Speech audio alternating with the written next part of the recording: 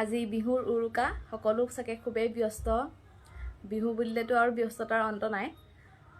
আটাইতকৈ বেছি ভাল লগা সময় আছিলে বহাগ বিহুৰ সময়ছোৱা আমি যেতিয়া সৰু আছিলো যেতিয়া আমি হুঁচৰি গাবলৈ আৰম্ভ কৰোঁ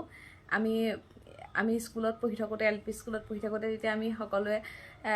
হুঁচৰি গাওঁগে অকল ছোৱালীখিনিয়ে গাইছিলোঁ আমাৰ লগত ল'ৰা নাছিলে টকা বজাই পেলাই আমি গাওঁ আৰু আমি আটাইকেইখন গাঁৱত আমি গাওঁ মানে এঘৰ মানুহ আমি নেৰোঁ আৰু 4-5খন গাঁও আছিলে আমাৰ অঞ্চলত আমি আটাইকেইখন গাঁৱতে আমি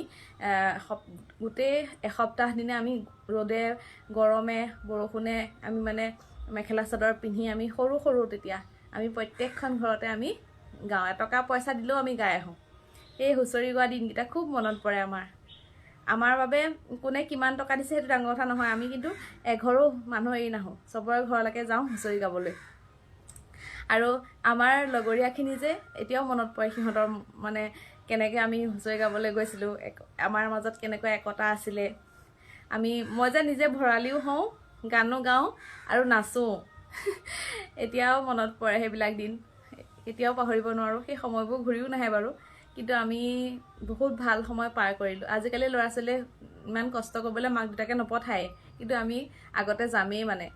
ঘৰৰ পৰা মানা কৰিলেও আমি যামেই কান্দি কাটি হ'লেও হুঁচৰি গাবলৈ যাওঁ বৰ ভাল লগা দিন আছিলে নহয়নে সেইবোৰ